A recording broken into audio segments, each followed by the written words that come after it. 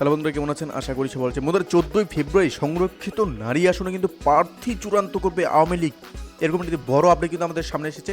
14ই ফেব্রুয়ারি কিন্তু সংরক্ষিত নারী আসনে চূড়ান্ত প্রার্থী কিন্তু সিলেক্ট করবে। অবশ্যই আমরা বিস্তারিত আলোচনা করবো। তার আগে আপনি যদি এই চ্যানেল নতুন থাকে অবশ্যই চ্যানেলটি সাবস্ক্রাইব করে কিন্তু আমাদের পাশে থাকুন, এরকম নিত্য নতুন রাজনৈতিক এবং সর্বশেষ আপডেটগুলি সবার আগে পাওয়ার জন্য। তাহলে চলো বন্ধুরা, শুরু করা যাক। 14ই ফেব্রুয়ারি বুধবার জাতীয় জাতীয় সংসদে কিন্তু সংরক্ষিত নারী আসনের জন্য প্রার্থী কিন্তু চূড়ান্ত করবে আওয়ামী লীগ। ওই দিন কিন্তু সকাল 10টায় প্রধানমন্ত্রীর সরকারি বাসভবন এবং গণভবনে কিন্তু সংসদীয় বোর্ডের সভা কিন্তু আহ্বান করা হয়েছে। আর ওই সভায় প্রার্থী চূড়ান্ত করা হবে বলে দলটির নেতারা কিন্তু জানিয়েছেন। আজ বুধবার বিকেলে গুলিস্তানের বঙ্গবন্ধু অ্যাভিনিউয়ে আওয়ামী লীগের কেন্দ্রীয় কার্যালয়ে সাংবাদিকদের এই তথ্য কিন্তু জানান দলটির দপ্তর সম্পাদক বিপ্লব বড়ুয়া। তিনি কিন্তু বলেন যে 14ই ফেব্রুয়ারি অনুষ্ঠিত সংশোধনী বোর্ডের সবাই কিন্তু দ্বাদশ জাতীয় সংসদে সংরক্ষিত নারী আসনে দলীয় মনোনয়ন চূড়ান্ত করা হবে।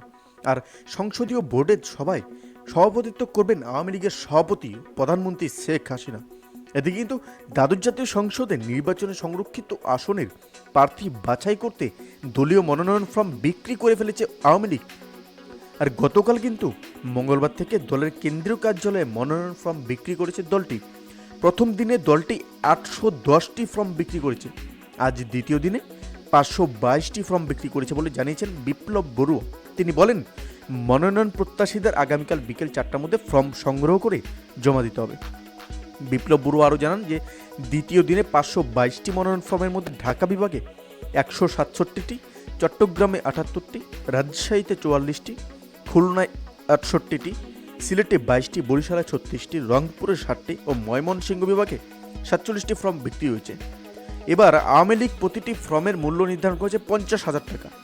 দুই দিনে দলটি 1,332টি ফর্ম বিক্রি করেছে। এতে আওয়ামী লীগের আয় হয়েছে 6,66,00,000 টাকা। সমুদ্রে এই হয়েছে আমাদের ছোট একটা ভিডিও, এই হচ্ছে আমাদের একটা ছোট্ট একটি আপডেট কিন্তু আপনাদের সামনে তুলে ধরলাম। অবশ্যই এই আপডেট সম্পর্কে আপনার কি মতামত সেটি আমাদের কমেন্টে জানাতে বলবেন না। ভালো থাকুন, সুস্থ থাকুন, ধন্যবাদ। দেখা হচ্ছে পরবর্তী নতুন একটি কোনো ভিডিওতে। আপনি কোথা থেকে দেখছেন অবশ্যই সেটি আমাদের কমেন্টে জানাতে বলবেন না।